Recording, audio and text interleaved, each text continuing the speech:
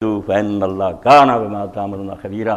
یاد رکھو موسیٰ علیہ السلام کی تورات میں بھی سب کچھ یہودیوں کو ہم نے بتایا تھا، مگر دو طریقوں سے اس کا برباد کیا۔ ایک لئی اللسان، قرآن کہتا ہے یلوون بلسنتہم الکتاب، پڑھنے میں ہی شروع کر دیا، قرات بدل دو، قانون بدلنے شروع کر دیا۔ جیسے آپ دیکھتے ہیں جو چاہا قانون اپنی مرضی کا بنا لیا۔ پہلا یہ کام کیا کہ تورات وہی رہی، قرات بدل دی۔ ہمارے دور میں ایک نمونہ آپ کو دیتا ہوں، بہت بڑے عالم سے اس نے کہا یار تم کیا پڑھتے ہیں، انما انا بشر مثلکم، کہ رسول صرف تمہاری طرح کا بشر ہے، انما ملا کر لکھا ہوا صرف۔ انہوں نے کہا نہیں، انا رگ پڑھو، مانا ہی بدل گیا کہ بے شک میں تمہاری طرح کا بشر نہیں ہوں۔ قرآن کہتا تھا بشر ہے، بدل گیا۔ اللہ نے کہا اگر تم نے اس طرح زبانیں موڑ کرنا، لفظ ہی بدل دیے تو قانون ہی تبدیل ہو گیا۔ اور تورزو، یا الفاظ نہیں بدلے، قانون وہی ہے، مگر اس کی طرف دھیان ہی نہیں کیا، شریعت کو پوچھا ہی نہیں، توجہ ہی نہیں دی، منہ پھیر لیا، کوئی اور قانون جو ہے وہ ڈھونڈ لیا۔ فرمایا تبدیلی کر دو گے یا سرے سے اس طرف منہ ہی نہیں کرو گے، فإن اللہ کان بما تعملون خبیرا۔ پھر یاد رکھو کہ یہ رسمی ایمان جو ہے نا، ہم کلمہ گو ہیں، یہ خدا کے ہاں کوئی کام نہیں دے گا۔ اللہ کو اچھی طرح پتا ہے کہ تمہارے کرتوت کیا ہے۔ پھر انتظار کرنا، دنیا میں بھی جوتیاں پڑیں گی، رسوا ہوگے، کلمہ گو ہوتے ہوئے ذلیل و خوار ہوگے، اور قیامت میں بھی عذاب شدید میں جاؤ گے، کوئی رعایت نہیں ہوگی۔ اللہ جانتا ہے کہ تم کیا ہیرا پھیریاں کرتے۔ یا ایھا الذین آمنوا آمنوا باللہ ورسولہ، ایمان لائے ہوئے ہیں مگر چونکہ یہ نسلی ہے، صرف کاغذوں میں، اللہ کہتا اگر ایمان لائے ہو تو ایمان لاؤ دوبارہ کا۔ اب بھی جو پکارا، میں اللہ کی قسم یہ کہتا ہوں، کوئی انقلاب نہیں آئے گا جب تک تجدید ایمان کی دعوت نہیں ہوگی۔ ہم یہ فرض جو کر لیتے ہیں نا، جیسے مولانا مودودی رحمۃ اللہ علیہ نے تجدید احیاء دین میں کہا کہ سید احمد شہید کی تحریک روز روز برپا ہوتی، اس کے جو ساتھی تھے اللہ ان پر، وہ ایسے معلوم ہوتا تھا صحابہ کرام کے کافرے کے بچھڑے ہوئے لوگ ایسے متقی پر ہار گئے۔ ہارے اسی لیے کہ سمجھ لیا کہ پٹھان دیندار ہے، مومن ہے، مسلم ہے، شرعی قانون نافذ کرنا تیار نہیں کیا تھا معاشرے کو، تختہ ہی اٹھ دیا، قاضی انہوں نے ایک دن قتل کر دیے، زکوٰۃ وصول کرنے مار دی۔ اب ہم بھی جو یہاں سے کام شروع کرتے ہیں نا کہ یہ سب مومن ہی رہ رہے ہیں، ان کو آگے کی بات بڑھاؤ، اسلامی نظام بڑھاؤ، وہ یہاں تو ایمان ہی ہے نہیں، ایمان ہی گم ہو گیا۔ ایمان پیدا کر، یقین پیدا دوبارہ ان میں کیا جائے کہ اللہ ہے، دلیلوں سے، صرف رسمی نہیں، منہ سے تو کہیں گے، مگر کتنے ہیں یقین جانے پڑھے لکھے جو اپنی مجلسوں میں بیٹھ کر کہتے ہیں یہ باتیں بنی ہیں، کہاں ہے خدا، دنیا اپنے آپ بنی چل رہی۔ کون سا رسول ہے؟ وہ ایک زیادہ سے زیادہ بہتر سیاستدان تھا اپنے دور میں، اس نے کامیابیاں سے کوئی ہدایت نہیں ہے، آخرت کوئی نہیں۔ بڑے بڑے پڑھے لکھے دانشور یہ بکواس کرتے، ایمان ہی نہیں۔ تو اللہ کہتا اگر ایمان کے دعوے دار ہو تو ایمان لاؤ، جو صحیح ایمانوں میں ایمان لانے کا حق ہے۔ اللہ کو مانو، رسول کو مانو، اس کتاب کو مانو جو اللہ نے اپنے رسول پر اتاری ہے، اور اس کتاب کو جو اللہ نے اس سے پہلے اتاری۔ اب ہمیں کہتے ہیں کہ مذاکرات کرو مذہبی، اور ہم سے کسی کا کلمہ جامعہ ہے اسلام کا، جو بجائے اس کے کہ یہودی کہتے ہیں نبوت صرف اسرائیل کی آباد کی، وہ حضور علیہ السلام بے شک سچے، وہ کہتے ہیں سوال ہی نہیں پیدا ہوتا، برگزیدہ نسل صرف اسرائیل ہے اور نبی صرف اس سے ہو سکتا ہے، یہ پکا دعویٰ ان کا۔ ہندوؤں سے پوچھیں، وہ کہتے ہیں بھارت ورش جو نا ہندوستان، اس کے علاوہ وہی کہیں نہیں آئی، کوئی رشی اور منی نہیں ہوا، جو ہوئے یہاں ہوئے، سب نے اللہ کی رحمت سے قید کر رکھی ہے، محدود۔ صرف قرآن نے آ کر کہا نہیں، دنیا میں جہاں جہاں کوئی خدا کا نیک بندہ آیا وہ سب خدا کی طرف سے تھے، ہم ان سب کا احترام کرتے ہیں۔ لا نفرق بین احد من رسل، ہم رسولوں میں فرق نہیں کرتے، ہندوستان میں آیا ہے، ایشیا میں آیا، افریقہ میں، یکساں احترام کرتے۔ اسلام سے کس کا سینہ فراخ ہے؟ جس نے کہا کیوں تم نے بند کر دیا کہ اللہ کی رحمت صرف اس نسل کے لیے، اس علاقے سب امتوں میں رسول آئے ہیں، وہ سارے سچے ہیں۔ فرمایا کتاب جو پہلے اتری ہے اس کو بھی مانو، اور ساتھ کہا جس نے اللہ کا انکار کیا، فرشتوں کا کیا، کتابوں کا، رسولوں کا، آخرت کا، تو کہا ضل ضلالًا بعیدا۔ یہ 5 عقیدے اسلام میں، اور کوئی عقیدہ نہیں۔ باقی چیزیں جو نا احادیث میں بیان ہوئی، دوسرے کسی کا دل چاہے مانے، نہیں ماننا چاہتا کافر نہیں ہو سکتا۔ 5 باتیں ہیں جو ایمان ہے، اور 5 کا انکار کفر ہے۔ اللہ ہے، فرشتے ہیں، کتابیں ہیں، رسول اور قیامت کا دن۔ فرمایا ان کا کسی کا منکر ہو گیا، گمراہ ہو گیا، بہت دور نکل گیا، اب نہیں رستہ مل سکتا۔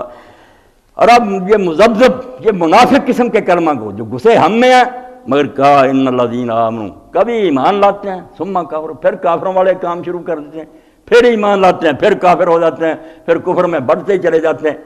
ادھر ادھر نہ یہ ڈاواں ڈور رہتے ہیں، کوئی حال نہیں ان کا، کوئی اچھے کام پورے اللہ ان کو نہیں بخشے گا، کبھی ان کی نجات نہیں ہوگی، اور نہ اللہ انہیں کوئی راس ہو جائے گا، نہ دنیا میں کامیاب ہوں گے نہ آخرت میں۔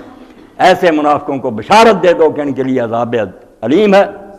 یہ منافق ہیں، فرمایا یہ کلمہ گو نہیں، مرضی کا دین ہے، کبھی کوئی بات مان لی، اور یہ کافروں کو دوست بناتے ہیں، مومنوں کو چھوڑتے ہیں۔ جرم بتا دیا کہ ان کا گناہ یہ ہے کہ مومنوں کو نہیں ساتھ ملاتے رکھیں، تو یہ ان کے پاس عزت ڈھونڈتے ہیں۔ کبھی اللہ تعالیٰ نے جو اپنے رسولوں کا مشن بیان فرمایا کیوں آئے، وہی پکارا ہم سے کہ اگر مومن ہو رسولوں کے مشن میں ساتھ دو، اللہ کی مدد کرو۔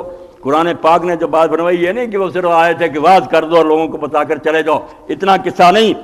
اللہ رب العالمین فرماتے ہیں جتنے رسول آئے ہیں ان سے شرع لکم من الدین ما وصى به نوحا والذی اوحینا الیک وما وصینا به ابراہیم وموسیٰ وعیسیٰ ان اقیموا الدین ولا تتفرقوا فیہ۔ جتنے رسول آئے ہم نے ان کو یہی تاکید کی ہے کہ یہ دین الماریوں میں بند نہیں رکھنا، نہ کتابوں میں لکھ کر دے جانا ہے، اس کو قائم کرنا، چلتا نظر آئے۔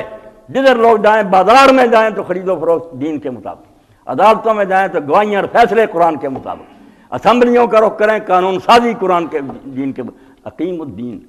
جیسے اللہ تعالیٰ فرماتا ہے کہ اقیم الوزن، وزن کو قائم کرو، وزن کو قائم کر کو بیان کر دو، ٹھیک تو نہ کرو، نہیں ترازو بھی درست ہو، باٹ درست ہو، ٹھیک اس میں پورا پورا تولو، کسی طرف نہ جھکاؤ پڑ رہا۔ جب ایسے کچھ تولے گا پھر کہیں گے وزن قائم ہوا۔ جب کہیں عدالت کو انصاف کو قائم کرو، قوامین بالقسط، گھر میں بیٹھے ہو جائے کہ واز کر رہے، نہیں جج بیٹھے ہوئے ہیں، گواہیاں ہو رہی ہیں، نہ رشوت لے نہ پریشر، کہیں گے انصاف قائم ہے، واقعی نظر آتا ہے ہوتا ہوا۔ اللہ کہتا رسول آئے ہیں قائم کرنے کے لیے دین کو، انہیں ہدایت تھی کہ یہ کام کر کے جانا، اور اس کے لیے اللہ تعالیٰ نے قوت کے استعمال کی بھی ہدایت دی۔ اب ساری دنیا لگی ہوئی ہے کہ مسلمانوں کو کمزور دین کی نصیحت کی جائے کہ مسکین بنو، متواضع بنو، کسی کو چھیڑو نہیں، اللہ اللہ کرو۔ بھئی اللہ اللہ کرنا، مگر جب اللہ اللہ نہ کرنے دے آرام سے رہو تو حرام دادوں کو درست نہیں کرنا، ان کا دماغ ٹھیک نہیں کرنا کہ آرام سے بیٹھو، انصاف کرنے والے مغلوب اور ظالم جو غالب۔ اللہ تعالیٰ اس کے لیے بھی سورہ حدید میں کہتا ہے کہ رسول جو آئے ہیں لقد ارسلنا رسولنا، یہ عہد نہ بلانا، بالبینات وانزلنا معهم الکتاب والمیزان لیقوم الناس بالقسط وانزلنا الحدید فیہ باس شدید ومنافع للناس، کہ ہم نے رسول بھیجے ہیں بڑی واضح تعلیمات اور موعظے دے کر، اور ان کے ساتھ کتاب اتاری ہے۔ وہ کتاب کیا تھی؟ یعنی میزان، ایک ترازو تھا جو لوگوں کو بتاتا تھا کہ یہ کرنا یہ نہیں کرنا، تول لو اس پر۔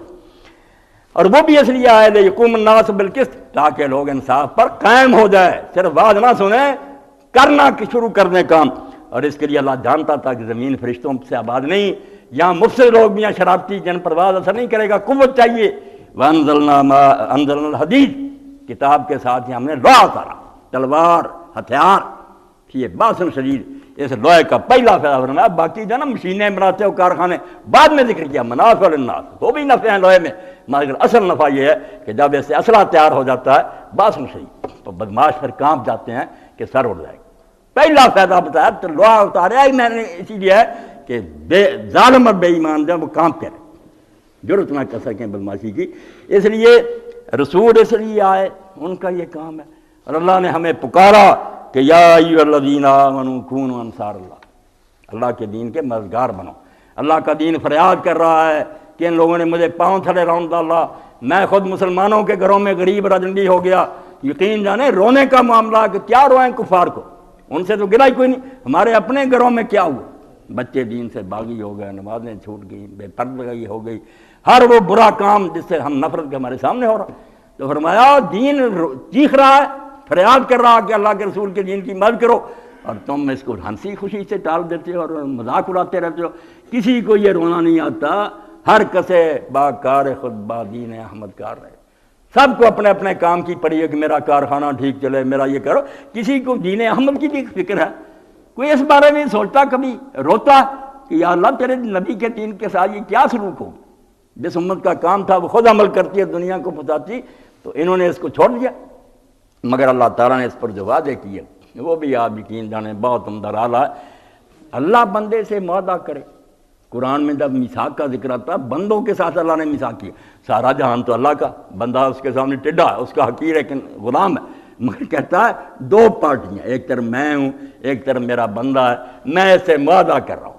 اتنا درجہ اونچا کیا کہ اللہ